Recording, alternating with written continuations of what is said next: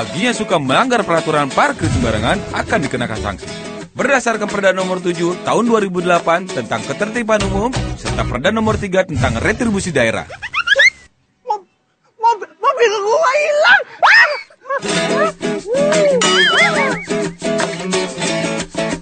Hari gini masih parkir sembarangan. Amsyong.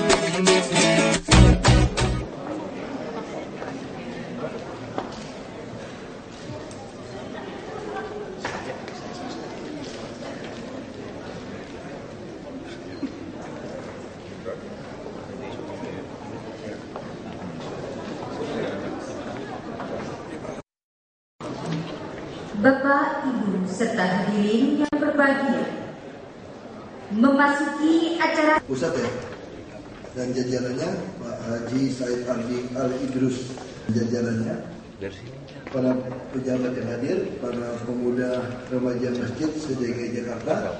Assalamualaikum warahmatullahi wabarakatuh. Selamat pagi, salam sejahtera semua. Pertama-tama saya ucapkan selamat atas pengurus barunya. Yang kedua tentu tugas ini.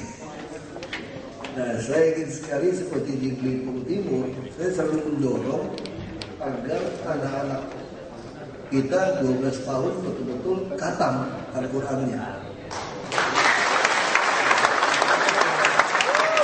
Ini jadi tugas pengurus ini, gimana menularkan semangat ini ke teman-temannya, karena zaman ini orang lebih suka main game ini, ya kan, main game, main ke mall apa, dan lapangan olahraga, lapangan kumpul kita berkurang. Kalau yang tempat yang jauh, apalagi ekonominya pas-pasan, perginya yang repot, ongkosnya repot. Kita tentu inginnya ya sekitar rumah kita, RW kita ada sarana. Nah, salah satu sarana yang sudah ada itu adalah masjid. Di tiap RT RW itu ada masjid. Nah, kalau ekonomi agak bawah, masjidnya itu ada di kampung yang agak sempit juga gangnya. Bagaimana pemuda remaja mau ngumpul di situ? Kalau masjidnya itu sempit, gotnya lagi penuh gitu kan. Nah, itu kita mau dorong. Saya sudah minta kepada kawan-kawan di DPRD dan pada Pak Sekda, selama ini kita pemberian lahan kita itu ada uang DKI, tapi pola beli lahannya salah. Jadi kalau kita mau beli tanah, kita mesti ngomong nanti sama Mendagri juga, ditentukan tanahnya mana yang mau kita beli. Tahun depan udah naik harganya, nggak jadi beli lagi, mesti tunggu perubahan. Terus kalau dia gugat, nggak jadi beli lagi. Nah, saya katakan kenapa tidak seperti orang kaya saja, kita katakan 10 triliun kita taruh di BPKD, terbuka hijau. Nah, lahan terbuka hijau dan tempat olahraga itu saya mau kombinasikan dengan ruangan sekitar masjid. Jadi kita minta tetangga-tetangga masjid itu mewakafkan, tanda kutip, mewakafkan sama dikata tanahnya jual ke DKI. DKI menghijaukan taman itu, rumah itu, atau membuat jadi tempat olahraga, tergantung luasnya. Seolah-olah itu bagian dari masjid, ya kan? Jadi seolah-olah, jadi satu pihak, masjid nggak perlu kecatat aset gitu, tapi DKI perlu kecatat ada taman yang bertambah. Kalau kita hibah semua, saya takut saya ditangkap.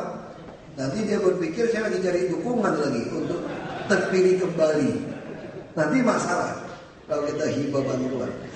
Kita ruang terbuka hijau kita masih kurang. Nah, ini juga penting, hubungannya gimana? Soal bantuan bangun masjid bagaimana? Saya dulu pengalaman waktu jadi Bupati Belitung Timur, kebetulan orang nggak punya hidayah kan dibilang kafir. Ini masalah di tempat ini. Jadi ini masalah. Jadi ada juga orang-orang menjual nama masjid, otaknya itu duit sebetulnya. Jadi suka sekali memaksa saya nyumbang renovasi masjid. Padahal dia sendiri kagak sholat Jumat di situ, kurang ajarnya gitu. Jadi kalau saya tidak mau kasih bantuan, dia akan bilang begini. Nah, coba lihat, bupati kafir kan, makanya kita minta bantuan nggak dapat. Tapi dia kalah cerdik sama saya. Saya juga melepaskan banyak biro sosial, bukan biro dulu namanya itu bagian sosial saya, mereka kabupaten, untuk selalu sholat Jumat keliling. Nanti mesti dipraktekkan itu, guys, Bang Pol sama biro di mental kita. Ini kita bisa tahu persis, tapi dengan bantuan dari pengurus masjid remaja pemuda ini, kita tahu persis kondisi jamaah di sana itu seperti apa. Misalnya contoh dia mau rehab masjid atau renovasi. Saya sudah katakan, tolong diisi dulu. Tiap bulan, ada tiap minggu, komitmennya berapa. Jamaah yang sholat di sana, komitmen berapa. Kalau memang miskin nggak apa-apa, minimal ada. Jangan seperti kampung saya dulu. Kampung saya bilangnya naik kijang kapsul dulu. Kijang kapsul itu. Kijang kapsul, rokok 2 bungkus sehari, RE Light. Nyumbang masjid seminggu, sholat Jumat, 5.000 doang kurang aja kan. Yang model gitu minta sumbangan sama bupati. Saya nggak bisa, saya kirim kiai kasih tausiah, bukan duit itu. Kamu perlu dikotbahin gitu. Nah kita harus bikin. Dari data itu kita bisa bantu. Jadi kita akan memberikan bantuan pembangunan masjid atau rehabilitasi, rehab atau renovasi. Tergantung jemaahnya sekuat berapa bantu. Anda pengen kuat berapa, kita kasihkan 2 kali lipat atau samakan dengan Anda. Tergantung kebutuhan di daerah tersebut. Kalau orang yang ekonominya lemah, ya kita harus bantu 10 kali lipat. Tapi niatnya ada, kebersamaan ini. Nah pola ini yang saya lakukan di Belitung Timur waktu jadi bupati. Nah di Jakarta juga saya lakukan yang sama. Saya juga ada cerita sama bagian NU. Saya tidak mau lagi bikin acara-acara minta sumbangan menyantunin kaum duafa dan anak yatim atau janda miskin. Nggak ada itu. Itu namanya bantuan sosial nggak jelas. Kalau dia kaum duafa atau anak yatim, pastikan dia dapat kartu Jakarta Pintar untuk sekolah, untuk jajan, untuk bayar transport. Itu jauh keadilan sosial daripada bantuan sosial. Bagaimana kalau ada orang janda miskin yang duda, yang udah tua, nggak bisa kerja, rumah nggak jelas, nggak usah kasihan, masa bikin acara setahun 2 kali dapat bantuan berasnya. Kita kirim dia tinggal di panti saja.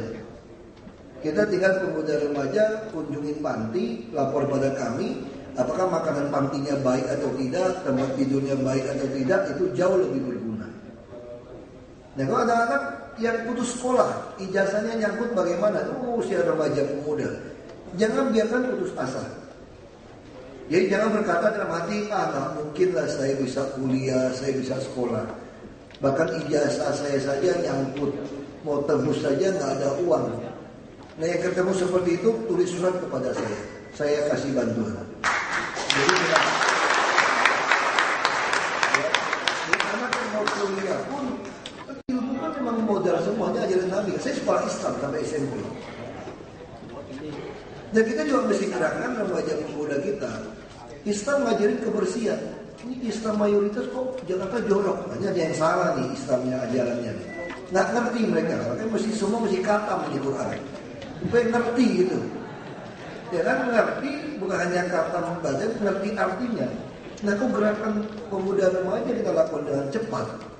Dengan masjid yang ada halaman olahraganya, ada tamannya. Karena Jakarta bikin, ini akan mendorong orang suka kumpul di masjid. Nah nanti kepala masjidnya atur. Olahraga pas jam sholat, sorry, ini lagi mau sholat ini, sholat dulu bos, kira-kira gitu kan. Nah kalau di Bandung mau dapatin passwordnya wifi, nanti kan mau dipasangin wifi juga. Mau internetan boleh, sholat dulu. Atau nanti di Quran dibuka surat Al-Imran 28 gitu kan. Katanya itu passwordnya gitu. Ya kita bikin kita akan membuat orang itu jadi beda semangat. Ya kan? Jadi yang kita harapkan ekses ini adalah kita akan jadi kembali ketua pemenang juara umum MTQ tingkat nasional. Malu dong Jakarta SDM gitu Pak. Jadi jangan banyak dari provinsi lain lagi Pak. Ini juara kenapa? Banyak tinggal KTP yang di Bekasi sama Depok. Itu namanya menghina orang Jakarta itu. Itu namanya menghina orang Jakarta. Nah terus gerakan seperti ini Lalu saya memang lagi minta, saya mesti kirim surat nih kepada Menteri Agama. Mungkin dari, jadi saya lagi berpikir dari Komisi 2 DPR RI, ini orang mau naik haji ini nunggunya lama banget sekarang. Jatahnya kelamaan. Menteri Agama cuma menghimbau kepada MUI supaya mensosialisasikan bahwa naik haji itu cukup sekali seumur hidup.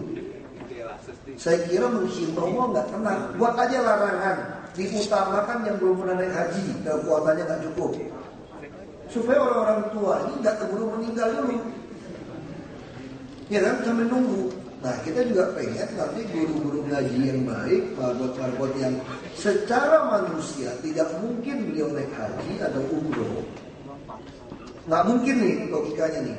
Nah biar DKI yang umrohkan atau hajikan. Tapi nanti saya pikir asal jangan pergi saja, yang naik haji juga mesti yang khatam Al-Quran gitu loh. Marbot cuma gara-gara kagak kerjaan rajin bersihin masjid dihajiin. Pulang nggak ngerti lagi, nggak bisa juga. Jadi kita mesti dorong. Jadi yang mudah pun bisa kita umrohkan atau hajikan sebetulnya.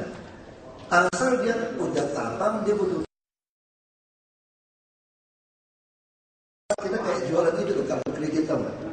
Tahu kan kartu kredit kan? Kalau bisa menggait teman ikut dapat hadiah apa? Nanti mungkin pemuda remaja masjid itu mesti buat seperti itu. Yang bisa membuat orang balik ke masjid, bermain di masjid daripada di game. Itu kita hitung berapa gitu tingkatannya. Kita bikin hadiahnya nanti apa gitu. Apa semacam komputer, laptop atau apa nanti kita bikin. Hadiahnya bisa dari saya kalau jumlahnya nggak banyak. Santai aja. Karena saya yakin ini nggak mudah dapat hadiahnya. Ngajak orang ke masjid itu paling susah lah sebetulnya. Tapi kalau ada tempat olahraga, taman, ini lama-lama orang akan masuk. Saya tinggal di Belitung Timur yang 93% muslim. Tetangga kiri saya, depan saya muslim. Sepupu bapak saya tuh, om saya tuh, tante saya juga banyak ada yang jadi mualaf. Nah jadi saya ngerti sekali sekolah Islam, ngerti sekali. Ya bahkan sampai sekarang saya masih ingat kata manjada wajada gitu kan. Tapi kalau teman saya bilang wajanda kan. Ini nggak benar, tidak salah laki-laki, nggak benar. Ngomongnya nggak benar. Tapi ini betul-betul saya yakin ya kalau kita usaha kita sungguh-sungguh nih, Jakarta ini hijau. Dan masjid-masjid kita jadi bagus, kan ada pohon. Ini saya lagi kerjakan masjid luar batang. Saya lagi berusaha membebaskan supaya masjid luar batang itu depannya semua itu jadi plaza yang bagus. Sehingga nanti juga orang yang ekonomi pas-pasan bisa menikah di situ kan sebetulnya. Kan ada tempat berkumpul, bisa menikah, orang meninggal juga lebih enak, ditaruh di sana. Kalau rumah kecil gimana mau taruh jenazahnya? Ya kita bisa bikin seperti itu. Jadi kami lagi berpikir komunitas inilah garda terdepan untuk membangun Jakarta. Sekarang Jakarta tiba-tiba lurah camat bukan garda terdepan. Yang garda terdepan siapa? Kepala dinas, sudin, SKPD, ngabisin duit di struktural, kita nggak mau. Kita pengen bagaimana orang berkumpul di satu tempat, dia butuh apa, keroyok. Nah PKK juga sudah diarahkan seperti itu. Dia taman kita tuh ada PAUD, ada posyandu, ada perpustakaan. Jadi dari sisi olahraga, jasmani rohani, jadi kita tahu. Jadi dinas urusnya ke situ. Nah saya yakin kalau para pengurus remaja muda masjid ini yang udah punya hati, kan pasti anak-anak yang memang kreatif, yang semangat ini ya. Nah ini akan jadi baik. Kalau punya proyek baik jadi baik. Jangan seperti sekarang itu kan. Ahok musuh Islam. Wah, terus anak kecil diajarin benci Ahok. Kita jawaban bencinya kenapa? Nggak tahu juga. Kamu bingung kenapa? Nggak tahu juga. Karena banyak orang tuh jadi Islam nggak pernah baca Al-Quran, nggak pernah khatam. Jadi nggak pernah tahu apa yang dilakukan Nabi Muhammad. Sejarahnya nggak jelas. Cuma cerita-cerita dari orang ngaku-ngaku aja nggak tahu dari mana, ngaku dari mana. Ngaku-ngaku Islam gitu. Dibalikin ke zaman jahiliyah. Zaman dulu potong hewan semua juga berantakan di tanah. Begitu udah ketemu teknologi kedokteran, ilmu kedokteran makin canggih, orang pasti ini. Kalau kena antraks, sapi kena angkat, kalau dipotong darahnya tercurah ke tanah, itu spora antrak ini masih hidup 60 hari. Kalau anak-anak bermain di situ, mati. Makanya di Arab Saudi saja sampai hari ini tidak ada lagi pemotongan hewan yang membiarkan darahnya jatuh ke tanah. Lalu kita melarang, kalau itu jangan potong hewan di sekolah dong. Takut jatuh ke tanah, anak-anak SD bermain bagaimana? Kalau mati, itu dianggap saya melarang hewan kurban. Kalau yang mati gimana? Lebih kejam mana? Di akhirnya bertanggung jawab di dalam Tuhan. Nah jadi model-model ini kalau dengan pemuda remaja yang lebih cerdas, tapi zaman ini kan website ada di mana-mana, penyesatan, pengasutan juga banyak di website-website untuk membenci pada Indonesia bukan seperti itu Islam yang saya tahu, saya sekolah di situ. Tiba-tiba kita jadi konyol. Bisa contohnya agak sensitif. Saya ketemu duta besar kita di Iran. Ini menarik juga. Ini karena kita nggak memahami kitab suci, jadi gampang dipresentin orang. Makanya pemuda remaja masjid mesti betul-betul kuasai Al-Quran, tahu artinya. Contoh, kita kirim nggak MTQ kita internasional ke Thailand, artinya? Kirim nggak? Kalau lagi lomba juz 30, hafal juz 30 nih, lomba di Thailand di Iran, yang mayoritas siang gitu kan. Kira-kira kalau Qurannya beda, nabinya beda, itu juri langsung coret nggak yang dari Indonesia? Coret. Kok kenapa nggak coret? Karena nabinya sama, Qurannya sama, kok siapa bilang beda? Coba dites anak pemuda remaja masjid, kalau ditanya, banyak yang masih mengatakan Qurannya beda loh sama Sia itu. Artinya apa? Kita kurang memahami situasi.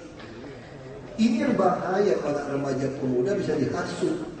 Nggak mungkin kamu kirim orang tanding bisa sama. Kalau nggak dia betul langsung, oh kok beda ya Qurannya ya. Si panitianya bingung mau seleksi gitu loh. Ini MUI lagi ke sana sekarang. Sama isu ceritanya. Nah hari ini kita remaja pemuda nggak berani menyatakan kebenaran. Kita nggak berani ngomong kebenaran. Apalagi kami orang politik. Satu orang satu suara bos, repot. Apalagi mayoritas Islam. Mau Islam yang nggak benar juga kita ya minimal dapat suara dia lah, jangan dikritik lah. Tapi kalau nggak dikritik, anak remaja pemuda kita jadi rusak. Kita nggak berani nyatakan kebenaran lagi. Padahal Nabi turun untuk wujud keadilan sosial, berani nyatakan kebenaran. Nah, saya memang berharap remaja masjid dan pemuda di Jakarta ini betul-betul jadi agen perubahan, bisa membawa orang betul-betul Islam ini jadi rahmatan lil alamin buat semua, dan Jakarta juga bertambah ruang terbuka hijau dan tempat olahraga. Ini sama kan sehat jasmani dan rohani. Makanya kalau saya ditanya makan siang apa sholat dulu, makan dulu saya bilang.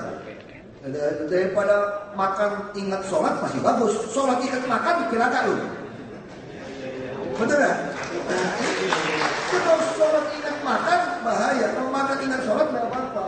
Lalu ada pembenaran kok, banyak anak pemuda namanya nggak tahu kenapa alasan seperti ini. Saya kasih tahu Gubernur NTB, itu ada hadis Nabi-nya Pak. Kalau waktu Isya bersamaan dengan waktu makan malam, maka dahulukan makan malam.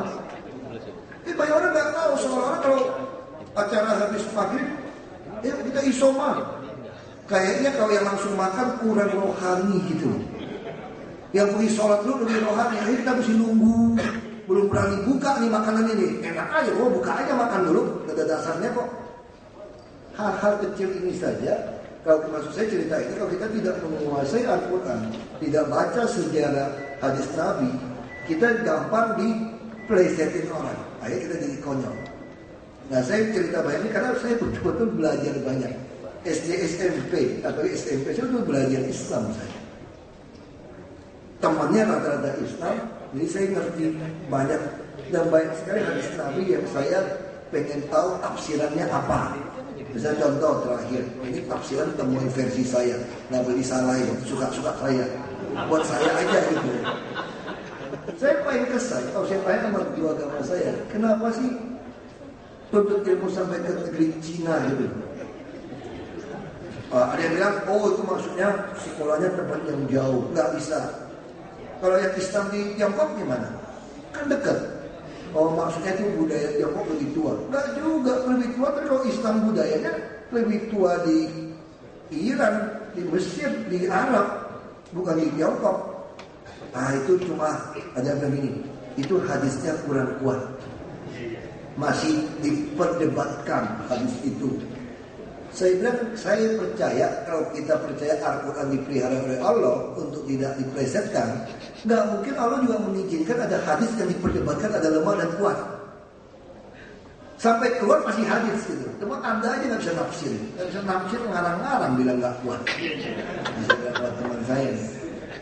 Akhirnya saya ketemu, saya pikir ini versi saya. Wajar Nabi buat mengatakan tuntut ilmu sampai ke negeri Cina. Coba lihat Tiongkok kenapa begitu maju budayanya. Karena dia, ini tafsiran saya ya. Dia ada satu prinsip, kalau bicara pendidikan itu tidak boleh ada pengotakan. Itu ajaran Konfusius. Konfusius dulu tokoh filsuf yang dia itu, saya yakin waktu zaman Nabi Muhammad dagang, waktu jalur sutra ini dagang. Waktu itu belum dapat wahyu kan, masih bos ini pedagang ini. Pasti ketemu pedagang-pedagang Cina Tiongkok ini yang dipengaruhi oleh Konfusius.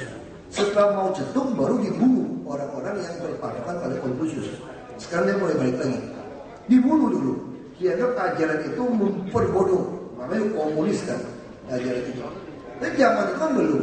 Dari zaman kerajaan itu. Di situ ada mengatakan zaman dulu orang pintar dari kampung disuruh tes ujian sampai ke gizi. Yang pintar itu jadi raja, diganti raja. Jadi raja mengatakan, anak saya orang pintar, kamu saja yang jadi raja. Lalu kemudian satu hari, ini demokrasi. Sungai Kuning meluap terus, ini sejarahnya. Saya pelajari, saya pengen tahu kenapa. Udah tuntut ilmu ke negeri Cina gitu. Cina ada apa? Jadi saya belajar filsafat Cina. Prinsipnya Lao Tzu, Kung Tzu, semua aku Taoisme, saya pengen tahu. Zaman Nabi seperti apa sih suasananya waktu dagang dulu? Saya pengen tahu latar belakang sampai bisa keluar hadis seperti ini. Ya ternyata zaman dulu seperti itu. Kuning, gimana tinggiin banjir roboh. Akhirnya satu orang pintar yang pintar tes tadi, dia bikin saluran di atas si banjir. Nah raja bilang, saya enggak, anak saya bodoh, biar kamu aja jadi raja. Pas yang si atas ini jadi raja, dia juga bilang anak saya kurang pintar, biar yang hasil ujian sekolah ini yang jadi raja. Tapi rakyat mengatakan tidak bisa. Raja berjasa menyelamatkan kami. Tapi anak saya kurang baik, biar kurang baik nggak apa-apa. Ini untuk mengenang jasa raja. Begitu yang bodoh jadi raja, semua yang pintar diembat dibunuh. Maunya turunan dia terus. Nah di situ kenapa bisa ada prinsip itu? Dia ada 4 kata. Yu Jiao Wu Lei, itu kata Konfusius. Yu itu ada, Jiao itu pendidikan, Wu itu tidak, Lei itu pengotakan, pemisahan. Jadi kita terjemahkan bahasa kita sehari-hari. Kalau bicara pendidikan, tidak boleh ada diskriminasi. Ini prinsip tafsiran pertama. Yang dimaksud Nabi Muhammad, kalau untuk ilmu negeri Cina itu, kamu belajar seperti di Tiongkok. Pendidikan kamu diskriminasi. Hari ini bangsa ini kenapa nggak maju kita? Diskriminasi nggak pendidikan? Diskriminasi. Orang kaya yang bisa sekolah. Makanya kita mau keluarkan kartu Jakarta Pintar yang cukup 600-800 ribu per bulan. Supaya anak yang miskin bisa sekolah, bisa keluar makan, bisa transport. Nggak bisa, cuma kasih 200 ribu, 300 ribu. Orang miskin nggak bisa nombok. Ini prinsip pertama. Prinsip kedua, saya yakin Nabi Muhammad tiap kali dagang, orang Cina itu pasti tempelin huruf Cina tuh nggak? Kayak Imlek itu, di gentong, di produknya. Mungkin Nabi nanya, ini artinya apa ya? Bos, kira-kira gitu. Itu artinya fuk, hoki. Kenapa fuk hoki itu bawahnya itu adalah petak sawah. Jadi kalau dicopot, kotak itu artinya itu tian, itu kotak sawah. Jadi kalau orang mau hoki, harus punya lahan usaha. Harus punya tanah. Hari ini ngurus sertifikat setengah mati bos kita udah. Dimintain macam-macam. Kita minta Pak Jokowi tolong sertifikat pelona mesti beres. Orang punya sertifikat, punya tanah, itu punya modal, termasuk PKL. Kita mau siapkan banyak sekali pasar yang sifatnya inkubator. Orang bayarnya harian. Sekarang pedagang kaki lima mampu nggak bayar 20.000 sehari? Mampu. Coba hitung. Mall kalau kita sewa mall berapa semeter per bulan? 300.000. 15.000 aja sehari. Kenapa nggak sewa di mall? Kan cuma 10.000 sehari. Kenapa nggak sewa di mall? Masalah mall minta bayarnya 2 tahun dibuka, bos. PD Pasar Jaya cuma 500 rupiah per meter per hari. Kenapa nggak mau sewa di PT Pasar Jaya? Pasar Jaya kerjasama sama bos-bos, disuruh orang bayar 20 tahun dibuka. Kan kurang ajar kan? Jadi PKL kita tuh miskin. Padahal dia punya kemampuan bayar yang baik. Nah, kami bangun pasar rakyat, tempat-tempat bayar harian. Ini prinsip orang harus punya usaha. Sertifikat usaha. Yang ketiga, ini juga ajaran Konghucu, Kongce panggil itu. Kongce itu kalau kepalanya lurus, maka bawahnya tidak berani tidak lurus. Nah, 3 prinsip ini tafsiran yang saya tafsirkan untuk saya yang masuk tuntut ilmu ke negeri Cina. 1, pendidikan nggak boleh diskriminasi, termasuk kesehatan. Makanya kita kasih KJP, KJS. 2, orang harus ada usaha yang adil, bukan yang kaya yang menguasai lahan. Karena seperti Jakarta, siapa punya tempat usaha pasti kaya. Baik tempat usaha itu yang kita beli. Baik waktu kita beli tanah tadi, bikin taman, bikin waduk, bikin tempat olahraga, PKL bisa jualan nggak di dalam? Pasti. Karena prinsip PKL itu akan mendatangi tempat yang ramai orang berkumpul. Nanti si remaja pemuda juga bisa belajar dagang, bisa jualan voucher di masjid, ibu-ibu bisa jualan kue. Karena dekat masjid sudah banyak orang kumpul, bisa jual gado-gado. Prinsip PKL itu sederhana. Coba saya kasih terjemahan. Suka tonton iklan TV nggak? Kalau punya remote suka. Kadang-kadang kita tak lihat iklannya. Ada satu iklan menarik. Karena TV saya di kamar mandi, dia nggak sempat pencet remote saya nonton semua iklan. Karena di kamar mandi ya nggak bisa sambil mandi, nggak ada waktu. Pengen bakso, satu bakso gerobak di depan itu, dan yang itu. Pernah lihat itu kan? Nah, itulah prinsip PKL. Di pedagang kaki lima itu selalu mendekatkan diri kepada yang mau beli. Nah, dengan taman-taman masjid dari segala macam itu, PKL kita di jalan-jalan bisa kita mulai masukkan ke tempat yang ramai. Nah, ini juga bagian dari iman, istilahnya gitu. Supaya rapi, bersih, taat aturan. Nah, kalau prinsip punya gubernur yang lurus, bupati yang lurus, wali kota yang lurus, yang nggak korupsi, bawahnya berani korupsi nggak?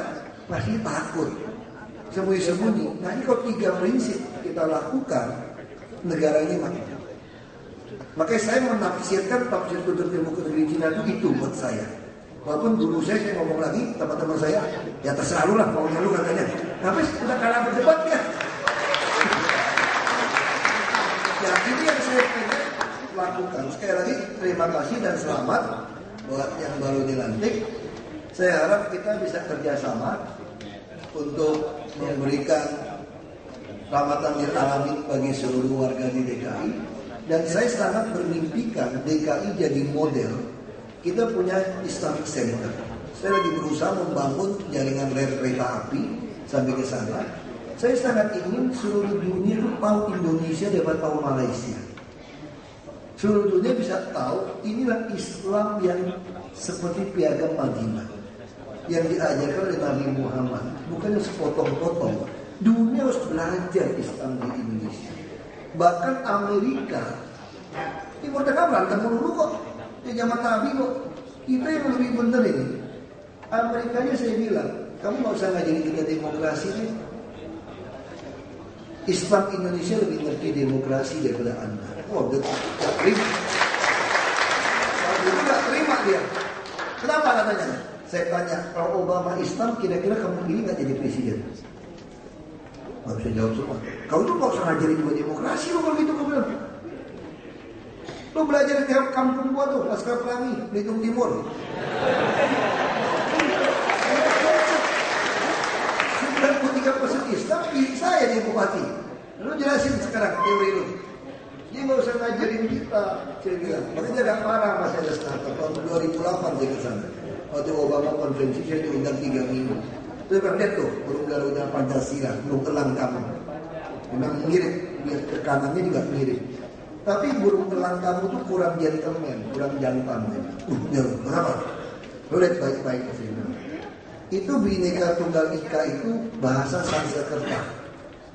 Yang kamu namanya Ibu Rubus Unum, bahasa Latin.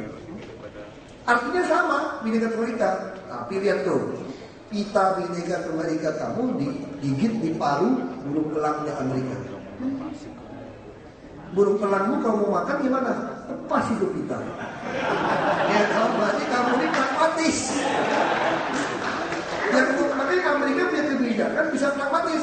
Yang mana menguntungkan dia bisa beda-beda. Yang penting menguntungkan buat dia kan. Itu bedanya kamu. Jadi kalau pendiri negara kami beda. Ini sangat jelas. Ini pita Bhinneka Tunggal Ika dipegang erat. Gak bisa dilepas. Kalau dilepas, ya gak mudah bilang bingung nih gua. Pegangan kalau bingung, gitu kan? Jadi kalau ini burung Garuda itu ada pegangan, goyang dia bingung. Jadi makanya saya bilang bangsa ini didirikan tidak dengan pragmatis. Sangat jelas, 5 silanya sangat jelas, keadilan sosial sangat jelas, gak bisa kita geser-geser. Nah, makanya saya harap pemuda remaja Becet ini jadilah agen-agen untuk sebuah NKRI, karena hampir semua negara berharap Indonesia pecah. Kalau pecah, nggak ada kekuatan lagi kita. Makanya ini kita harus pertahankan. Dunia kalau tanpa reklamasi daratan, laut, direklamasi, 2045 bisa 2,5 juta orang kelaparan. Kita bisa lihat Pulau Jawa, diuruk setengah mati pun Jakarta, belum sampai Pulau Seribu, betul kan? Diuruk setengah mati belum sampai Pulau Belitung. Jadi kalau kita bicara dunia kekurangan tanah ke depan, ini semua lempeng benua. Indonesia punya lahan yang luas, karena 2/3 lautan bisa diuruk dan bukan yang dalam. Tapi kalau negara-negara kontinental, dia uruk kemana? Makanya semua orang pengen Indonesia ini pecah. Kalau pecah, Anda nggak bisa apa-apa. Singapura uruk aja dulu Singapura. Daerah Kepulauan Riau ya, lu jangan uruk lagi ya. Ini tanahmu stop di situ ya. Kalau kita uruk setengah mati ini belum sampai ke Natuna, Belitung lewat setengah mati belum sampai Natuna ini, belum lewat. Jadi semua adalah lempeng benua yang dangkal. Makanya secara biologi, Indonesia lah yang paling mungkin untuk nambah lahan dengan laut, kekayaan nabatinya, hewani laut yang nggak bisa tandingnya ke dunia. Makanya kita berusaha dipecah belah. Makanya ditaruh di situ dengan baik. Makanya sekarang saya bisa ngomong besar lagi dengan orang-orang di Amerika. Nggak usah ngajarin kita deh. Kalau dulu kamu masih bisa berdebat sama saya, kan Belitung cuma butuh 30% terpilih. Kalau Jakarta kan 50. Gua gubernur bos, ya bos ngajarin kita demokrasi lagi. Itu kira-kira, terima kasih.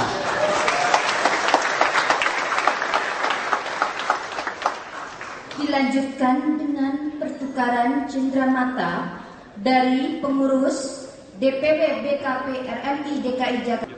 Cenderamata dari Gubernur DKI Jakarta diberikan kepada pengurus DPW BKP RMI DKI Jakarta.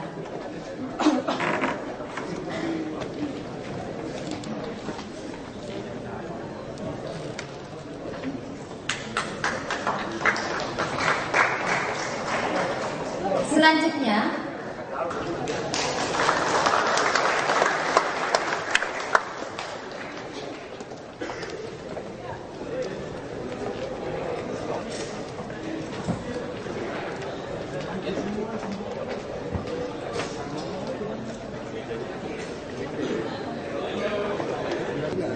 Anda mau uangnya atau mau mobilnya?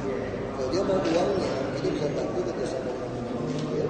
Dia nggak usah bayar DP, dia bayar sewa dulu, tapi pas selesai, dia 5 tahun, udah jadi milik dia.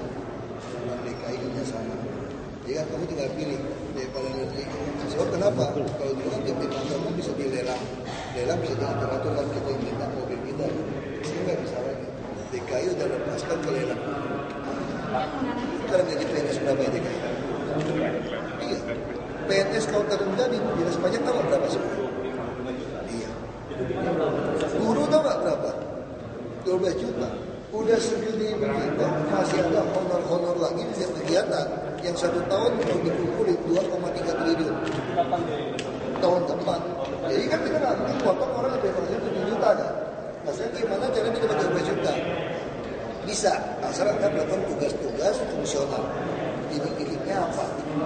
Jadi bukan saya wacana, tapi bukan dikasih gaji. Jadi setiap yang kamu kerjakan ada poin. Poin itu saya kalikan jadi uang. Sehingga akan mendorong seluruh PNS untuk rajin kerja. Kalau sekarang enggak, bisa itu karena kelurahan. Saya ini penyuluh KB atau penyuluh kesehatan masyarakat. Lihat ada orang mau minta urusin KTP, saya kerjain enggak? Enggak mau. Biarin aja, orang KTP lagi kagak ada. Orang kebutuhan, mau aja. Bukan urusan saya. Jadi kalau sekarang, saya pasti akan kerjakan supaya dapat poin. Nanti kalau yang nggak mau dapat poin, kita akan keluarkan. Enggak, 2,3 triliun kita potong habis. Jadi sekarang nggak ada lagi kegiatan tender pengadaan barang kerjaan apapun di DKI yang dibayar lagi. Kalian datang ke sini dibayar lagi nggak? Enggak, kan gaji sebulan aja kan? Kalau pada protes gimana Pak? Protes ya cari aja masih banyak yang mau kerja di DKI. Semua sampai di bawah eselon juga kita naikin. Jadi eselon itu yang selama ini eselon dapatnya paling gede honor-honor itu. Jadi di PU gede banget. Jadi honornya banyak, kita potong semua. Ada lagi. Jadi kita tinggal tentukan aja. Kamu jadi kepala dinas PU. Tunjangan kamu kira-kira 65 juta cukup lah. 55-65 juta sebulan. Kalau kamu seorang yang profesional, kamu akan bersyukur dapat gaji 50-60 juta. Ini kalau kamu cuma nilai, nggak mau kamu setahun cuma di bawah sana. Pak, Berlaku sama. Semua kita bikinkan tugasnya apa, tugas apa. Jadi yang eselon 2 dapat 60 juta, 50-60 juta, dapat mobil dinas dengan uang atau barang. Kalau kamu yang betul-betul mau kerja, kamu bersyukur. Tapi kalau kamu nggak mau kerja, bisa saya jadi gubernur. Dikasih 150 juta gaji sebulan, 120 juta, saya udah senang.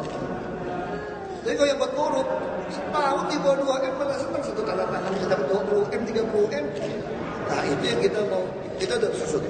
Nanti kita juga pakai survei, ada badan survei kepuasan masyarakat DKI. Tiap 3 bulan. Jadi nanti bisa ketahuan dinas mana, bidang mana yang tidak puas. Kalau tidak puas, kita akan cari tahu kamu belum sampai atau kita coret. Istana. Kita ada 72.000 pegawai, jabatan struktural ada 6.000. Berarti kamu ada 62.000 orang antri untuk jabatan 6.000. berarti nggak merekrut baru. Nggak usah, kita mah gampang rekrut baru dapat yang kerja nyampe aja. Dengan terus gampang. Jadi saya dengan wakil gubernur itu seperti Pak Jokowi dan saya. Kami tidak ada pembagian kerja. Kami lakukan adalah langsung berebut kerja. Kita berdua berusaha meringankan pekerjaan pasangan. Itu kita lakukan. Lalu kalau terjadi selisih paham bagaimana? Kalau tujuannya sama, wujudkan Jakarta baru, nggak mungkin selisih paham. Yang selisih itu cara menyelesaikannya, cara menyampaikannya. Nah, kalau terjadi selisih seperti itu, masing-masing keluarkan argumentasi. Itu saya lakukan dengan Pak Jokowi. Kalau argumentasi saya lebih masuk akal, Pak Jokowi ikut. Kalau Pak Jokowi masuk akal, saya ikut. Tapi kalau terjadi tidak ada bukti atau pengalaman untuk mengetahui benar atau salah kebijakan yang kita ambil, itu kita ikut siapa? Kita ikut yang gubernur. Kalau dia tunggu presiden, tapi dia karena nggak boleh lebih dari tanggal 20. Ya, orang surat datang, dia masih lengkap cepat. Di situ perpuluhan sempat ada pelengkapan kok. Itu dia udah DPR baru kemarin 2009, 2014. Lihat dulu kondisinya seperti apa. Sekarang saya mau tanya, orang Jakarta butuh minimarket kan? Butuh kan? Jadi makanya di kota besar tidak bisa melarang minimarket. Yang bisa kita lakukan, pasar rakyat, pasar modern yang harus kita naikkan. Seperti itu. Tanggal 15.